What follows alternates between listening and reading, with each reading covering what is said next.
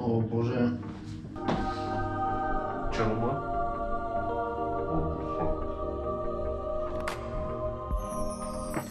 Здравейте и добре дошли отново Airsoft команда си, барети и всякакъв друг вид филмаджии. Този път с Jesus ще си говорим за Екипировка. точно така, за екипировката в Airsoft и колко струва тя, защото нашия верен другар Стефан е на почивка. Първото нещо, за което искам да си поговорим, то е може би най-важната част от екипировката. Това именно е защитата за очите, очилата. Ценовите класове за очила може да си вземете противоударни очила за около 40-50 лева, може да си вземете и такива за 4-500 лева, но избора си е ваш. Моя съвет, както винаги ще бъде, като си вземете един чифт очила, простравате ги на терен с една силна реплика от упор, за да сте сигурни, че ако това ви се случи на вас, ще имате очи. Защото, предполагам, ви харесва да имате очи в главата, а не да текат някъде по терена и да развалите на някой друг играта и да ви мисли. Нали? Но шегата на страна, когато си взимате очила, освен че те трябва да са бронирани и противоударни и така нататък, другите неща, които няма да ви хрумнат още от началото, именно това дали ги пасват добре на лицето, дали имат някакъв филм против запотяване и дали са ви удобни. Jesus е имал едни случаи с едни лещи на едни очила и за хората с светли очи, Jesus. Да, истината е, че освен стандартните бели очила, може да изберете между няколко варианта: тъмна плака, цветна плака. Това, което просто трябва да имате на предвид, е цвета на очите ви, понеже аз съм с по-светъл цвят на очите и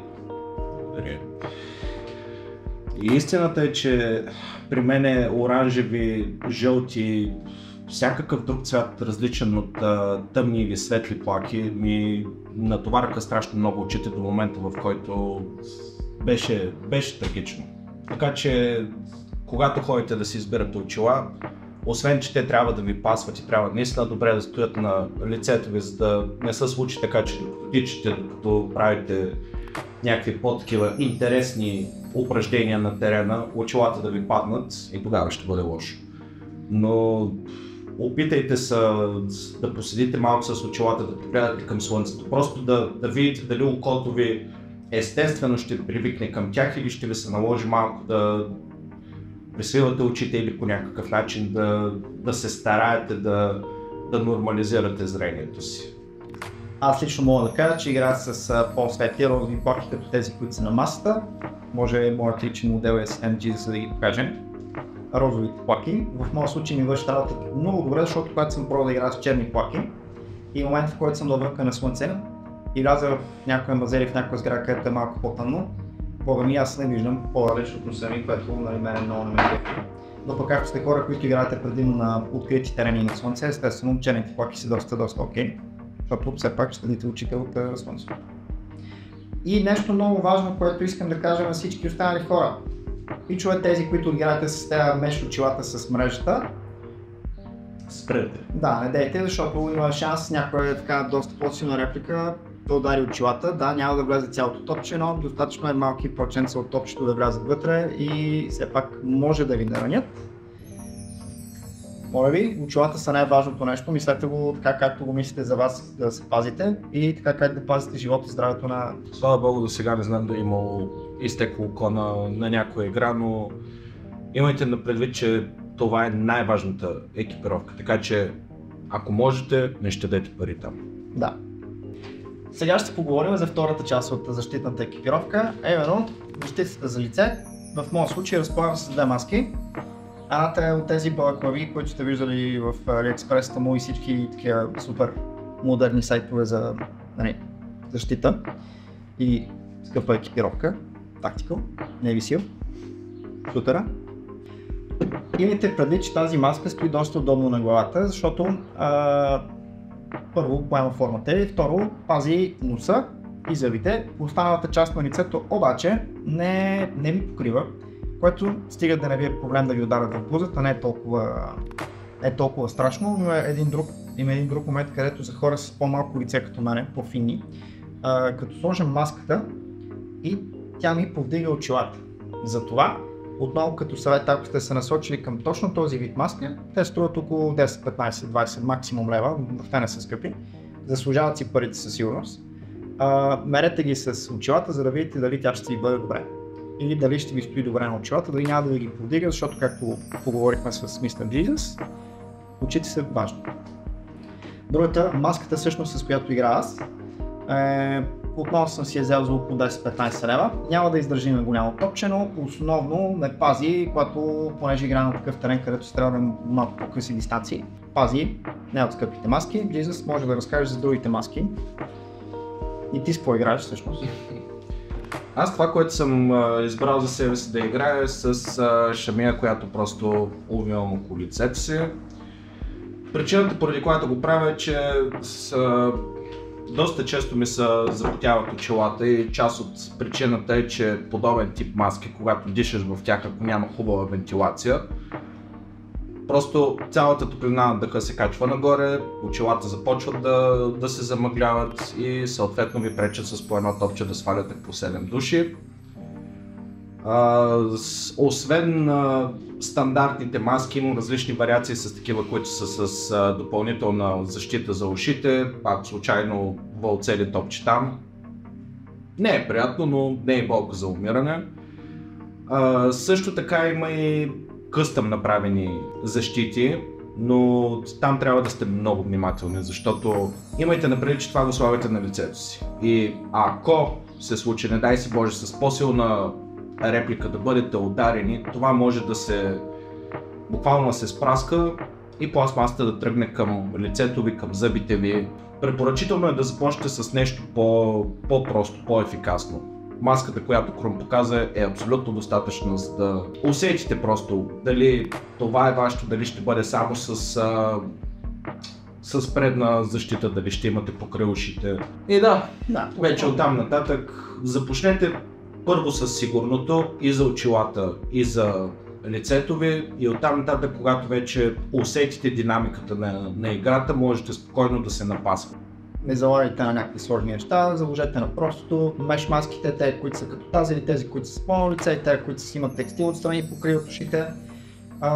Може би остават най-добрия вариант на пазара и бърват между 15 и 30-40 лева, може би, не мисля, че са по-скъпи от това.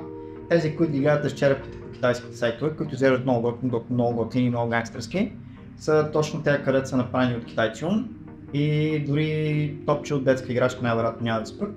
Така че дори да пише, че издържат на топчета, не си експериментирайте. Мене са ми чупили зъб, не е много яко, не е болка за умиране, така че вие си преценявате варианти колкото искате. Също така внимавайте и с 3D принтираните маски, защото имаше период, когато бяха доста нашумели. Не всяка 3D принтирана част е толкова здрава, колкото си мислите. Така че имайте се едно на ум, когато попаднете на такива артикули, сторят ви са готини, но някой вер просто е решил да ги принтира, много внимавайте. И като очилата, тествайте.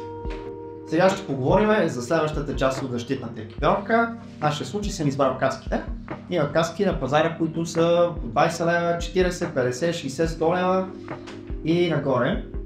Нещо, което аз ще ви кажа е, имайте предвид, че каската пази и от топчета, което нали все пак е доста неприятно да те реднат с черепа, особено ако си като мене, късо. И друго нещо, което пази главата. Кулира съм си главата, може би поне 40 пъти до сега и то мъжката.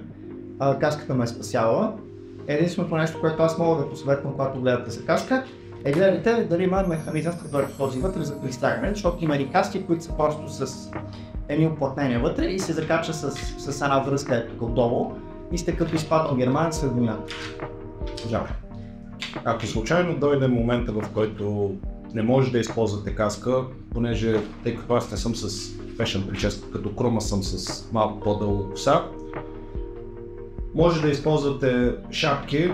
Уверете се, че шапките са една идея по-плътни и въпреки всичко внимавайте, защото едно е с шапка, друго е с каска. Придава една допълнителна защита. Вече изглеждате и много яко. Да. Само истинските командоси и гангстери ходят с каски. Всички дали ходят с шапки. Да, но шегата на страна. Наистина слагайте нещо на главата, дали ще е каска, дали ще е шапка, най-малкото да се пазите от жегите.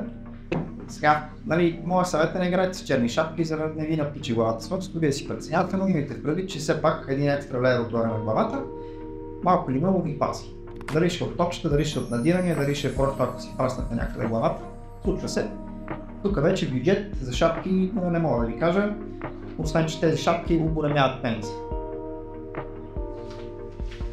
Better safe than sorry. А сега, дами и господа, е време да обърнем внимание на първия спонсор Airlab за този канал. Превръзки Rambo. Rambo Ultra спира кръвта и болките в куртката, когато да удари тежкото топче. Сега е време да поговорим и за защитата на ръцете, а именно ръкавиците. Те идват във всякаква форма, цвят, размер, понякога и мирис, но е изключително важно да имат ръкавици.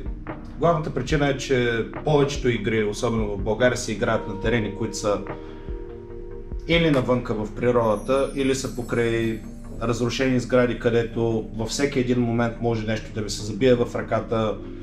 Ако случайно паднете, първото нещо, което се опитате да омекотите удара, евентуално ще бъде ръката, защото все пак репликата е скъпа и не е хубаво да се пада върху нея. Да.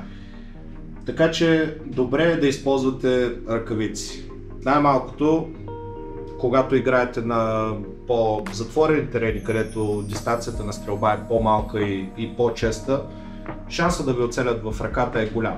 Шансът да ви оцелят в нокът също е голям. И шансът да ви падне нокътя съществува. Отличен опит знам. Доста е неприятно да ви ударят в коклучетата. Също отличен опит знам, даже да не кажа голяма дума, това е може би най-неприятното място, на което могат да те праснат. Затова, моля ви, служете си едни ръкавици. Аз лично играя с... Сега ще играя с тези ръкавици, но винаги играя с ръкавици с цели пръсти, не използвам такива с половинки, но тук вече е вашата лична преценка и това, което може да ви насочи. Като ценови диапазон може да си вземете и тези китайски ръкавици за 10-15 лева, може да си вземете истински хубави ръкавици на някаква затвърдила си марка за 150-200 лева. Но това също е една част от защитната екипировка, която аз ви съветвам да не пестите, защото ръцете са така част, която ползвате не само да играете, но и в ежедневието си. Те се вика, правете го за вас, не го правете с другите. Сега ще поговорим за още една друга част от екипировката, именно на коленките и на лакътниците. Тук вече бюджетът започва от може би 15-20 лева и не виждам смисъл да отива повече от 30-40. Лично мое мнение, всеки сам си преценява. Като използвате на коленки, имайте предвид, че видовете, които основно може да използвате, са два. Такива, които се вграждат в по-модерните и по-скъпите панталони, за които ще говорим малко по-късно, и такива, които се слагат върху облеклото. Тези, които се слагат върху панталона, на коляното, същия вид са и за лактите, понякога могат да падат и понеже се стягат все пак с някакви връзки, тези връзки в един момент просто раздават багажа или просто ви стягат колената, което мога да ви кажа, че е доста неприятно, но е по-добре, отколкото да паднете на коленце, да се прикриете и да се нанижете на някакви камък, което ми се е случило и плюсовете на тези, които се вграждат са, да, доста по-удобни са, не се налага да ги вадите, да ги слагате, да ги наместите и така нататък. Правявате си както са и по панталоните, мушкате ги там и забавяте за тях. Но пък с тях, когато видите коленца, късате панталона, нали, което се очаква. Да, те са по-скъпите варианти. За лакътниците аз никога не съм играл с лакътници. Не мога да ви кажа дали е удобно или неудобно, но предполагам, че практиката е горе-долу е същата. Шансът да коленичите е доста по-голям, отколкото да прекарате време на лакътниците, така че направете си услуга. Дори 5 минути трябва да сте на коляно някъде, особено навънка. Много по-добре е така. А пък изглежда много по-тактически издържано. Другите ветерани определено ще го гледат с почет. И да, просто чисто за себе си направете си услугата, относително ефтин консуматив, който може да вас спаси в различни ситуации. Тактико. И сега да поговорим за по-интересната част от екипировката. Не толкова важната, разбира се, като защитната, но кериер системите. Аз лично играя с Blade Carrier, който е ето този, същия, от вече може би към 3 години нещо. Същия Blade Carrier, купил съм го за около 60 лева, нещо е такова беше, и съм си взел 3 джоба за пълнителите, които може би струваха около 15-20 лева броя. И ето това джобче, което е около 10-15 лева. Имам отстрани един малък джоб, който струва също 7-8 лева, в който съм направил един бубопак. В този бубопак няма турникети, защото не очаквам да изкървани стена, ами имам анодин, витамин С, винт, лепенка, ножица и магнезий, мисля, че стопаран за истинските моменти в Airsoft. Това е моята керер система, да, за тези пари не е нещо невероятно. Главите една идея комфорт от него. Не е най-комфортната керер система, която имате, но затова сега Jesus ще ви покажа Gucci Gear.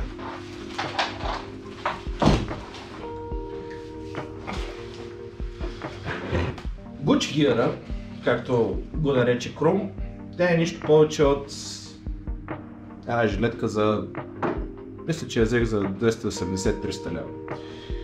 Причината, преди която го направих, е, че исках отзад да сложа раница и да ми бъде една идея по-удобно. Има ни трябвайте неща за комфортна тук, как се разкача с това нещо, как е направено по-меко, нали? От друга страна, качествено има различни механизми за разкачане на жилетката, за нейното сваляне. Допълнителна моля система, където може да се накачат всякакви глупости. Истината е, че тук всичко зависи от вас. Как ще се направите тази част от екипировката и най-вече кое ще ви бъде удобно. Защото има хора, които ще предпочитат да са с жилетка, на която да накачат всякакви джобове. Да изглежда по-тактикъл, защото нали все пак отиваме там да сме тактикъл. Няма лошо. Има хора, за които това ще е достатъчно. Един риг, на който може спокойно да сложиш 4 пълнителя, за каквото и да е. Допълнителни малки джобчета за пренасяне на телефоните на лека, удобна, първи приятел по време на летните игри. И да, всичко зависи от това кое ще ви бъде удобно и кое ще ви пречи най-малко докато се движите, защото това е част от екипировката, която ще бъде по време на цялата игра с вас, плюс преди нея. Тоест, когато правите инструктажи и когато се събирате, нали, идеята е на вас да ви е максимално ергономично и удобно да сте с нея, защото може това да говорим за 1 час игра, може да говорим за 5 часа, може и в някои моменти да говорим за над 12 часа, ако сте на голяма милсим игра.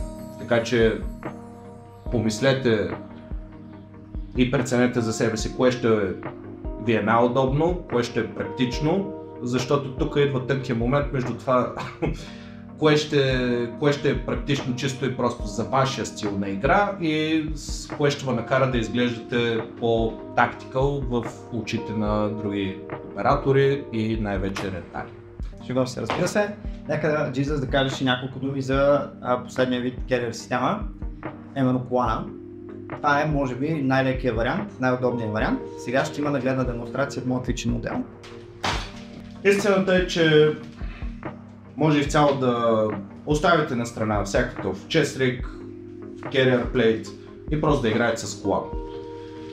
Това е един от моите колани, който в себе си има един холстър за пистолет, допълнителни палчове за МК, допълнителни палчове за пистолет, дън пауч и първа необходимост аналгин, стоперан и когато се наложи спонсора на това видео. А именно Рамбо превръзки за болки путката. Шегата на страна, имайте предвид, че коланите започват от едни 80 до над 100 нещо, когато говорим за наистина качествени неща. Има и такива, които са платени, може би ще ви свършат същата работа, но просто не са толкова трайни. Когато играете с колан, все пак това нещо ви позволява хем да сте малко по-мобилни, хем да не сте, защото аз лично като съм играл с колани, като се разтича малко повече, всичко почва да ми играе около задника, може би защото съм просто по-слаб. Но пак казваме, опитвайте не прекалявайте да си взимате хиляди работи, просто пробвайте и ще видите кое на вас ви отива най-много. Дори да говорим за някакви примерни цени, разбира се, всяко едно нещо може да варира. Тоест, вие може винаги да пробвате неща от интересни азиатски сайтове до официални брандове и екипировка, където вече цените стават много по-високи. Нашия личен съвет, що се отнася до тази част на хобито, не се хвърляйте още от началото на скъпи неща. Не се хвърляйте да накупувате всичко, а започнете бавно.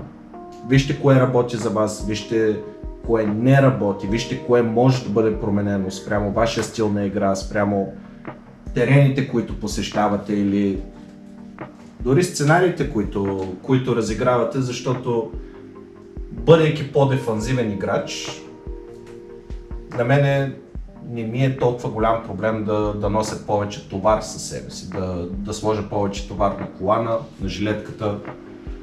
И аз вече съм намерил своята комфортна зона в това. Но ако примерно се наложи да трябва да е по-динамична играта, да трябва повече движения да имате, просто правете си сметка, че това първоначално няма да ви се отрази, но с напредването на играта определено ще започне да ви тежи, да ви става неудобно. Така че да, не се хвърлите още от началото да си накупите всичко, ами експериментирайте, понеже това е също част от нашото хобби. И сега нека да поговорим за една също доста критично важна част от екипировката, е обувките. Тук ценови диапазон не мога да ви дам, просто наличен избор. Има обувки, както знаете, за по 500 лева, има обувки, които са доста качествени за около 100 лева, има и такива, където са пълни букуци за 30. Краката са си ваши, вие си преценявате. Но имайте предвид, че когато отидете на игра, най-вероятно доста време ще ви се наложи да стоите в тези обувки. Ще ви се налага да минавате по пресечен терен и не дай си Боже, най-страшното нещо за аирсофтера, дъжд и вода. Имайте предвид да си вземете удобни обувки, водоустойчиви, проветриви и най-вече да са надглезена, защото просто се случва да се подхлъзнете, да стъпите на криво. Това ще ви запази до една степен здрави крака. Да може да използвате обувки, които са за преходи, планинарски обувки. Истината е, че що се отнася до обувките, няма някаква формула, няма нещо, което е казано като марка, това работи, това не работи. Всеки има своите предпочитания, всеки има своите ходила, фетиш и т.н. Но това, което ние бихме ви препоръчали, използвайте хубава подметка, дебела, която спокойно може да стъпвате върху камъни, пирони, всякакви такива. Труповете на враговете. И основното нещо е предпазвайте си глезените. Защото в еуфорията, адреналина, докато стреляте, всеки може да стъпи на крило, да направи грешка. И с това стъпване на крило най-малкото може да блосучите, изкълчите глезен, най-много може да се стоварите като една торба картофи и да стане нещо по-лошо. И сега, малко преди края, да поговорим за една важна част, не толкова важна, но все пак важна част от екипировката, именно дрехите. Супер файн е, супер добре, супер най-правим да отидете и да играете капитана, както аз си ходя доста често. Все пак, имайте в предвид, че когато играете на някакъв терен, винаги е възможно да се отдаскате, да се ожуите, да се изсипете на земята като чула с картофи, да влезете в някакви коприви, капинаци, транаци и така нататък. Тук вече ценови диапазон наистина по-ги не мога да ви дам, защото може да отидете в някаква втора употреба да си вземете някакъв камуфлаж, който да ви върши чудесна работа. Може да заложите, ако сте наистина доста по-редовните играчи, да си вземете професионално облекло, което разполага с хиляди джобчета, водокства, подсилвания и така нататък, които помагат. Ако все пак сте нови в цялото това хобби и се чуете как да отидете на първата си игра, може да отидете с дънки, може да отидете с Samsung, може, ако искате да отидете и с някакво зимно облекло. Решението е ваше. Основното нещо, което трябва да запомните е, че вашите дрехи трябва да ви предоставят мобилност. Трябва във всеки един момент вие да се чувствате комфортно в тях и да не ограничават по никакъв начин вашите действия. удобните дрехи са най-добрите дрехи, с които може да дойдете да играете. И сега, за тези от вас, които не знаят, създадохме един бранд за... Добре, къци в царо. А сега! И сега, към края на този клип, ще ви разкажа малко и ще направим един giveaway. Коментарът, който получи най-много лайкове, ще получи тази шапка един месец след издаването на клипа. Темата на коментарите искаме да видим коя е вашата най-налудничава ситуация, свързана с екипировката на някой играч или вие на някой от терени. Надявам се това видео да ви е харесало. Очакваме вашите коментари. Ще се видим в следващия клип. С коя ръка? Не, сте толкова.